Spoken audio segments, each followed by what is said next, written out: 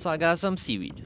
You may have seen it wash ashore along the eastern coastlines of Trinidad and Tobago, sometimes covering the beach or even the entire bay. It's not something you want to see when trying to enjoy the sun, sea, and sand, and it's not something you want to smell either once the sargassum starts to rot. Wow, boys, it's a sort of a rotten egg kind of smell. It's a heavy, it stinks. It's very funky, smelling fresh.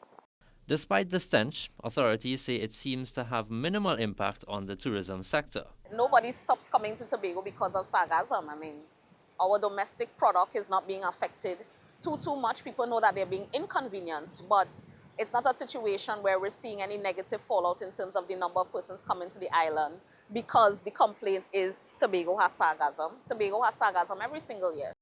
Now, while tourists have the option of choosing where to stay, some Tobagonians and fishermen have no choice but to live with it.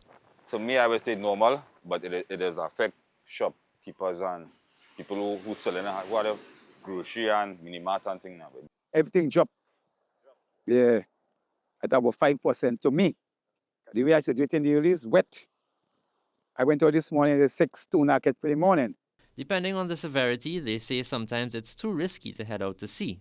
It clogs the impellers and damage the engines of most of the fishermen when they go out, and it also restricts them from being able to earn a living, because as you go out, most of the fishing, your net's going to be taken up with it, and your fishing rods and nylon and wires will also be taken up. So it makes it near impossible for you to even apply your living. And business owners are digging deeper into their pockets to remove the sargassum. Last year, we figure we've spent about $250,000 just keeping this beach clean. Where we would get an air-conditioned unit operating for about 4, maybe 5 years, now we're down to 2-3 years. But some have benefited from this abundant natural resource. I approached a girlfriend of mine, Lisa Phillips, who has been making her own a range of skincare products for 12 years now. And I inveigled her into integrating sargassum into the products. Now, those on Tobago's western coastline remain largely unaffected.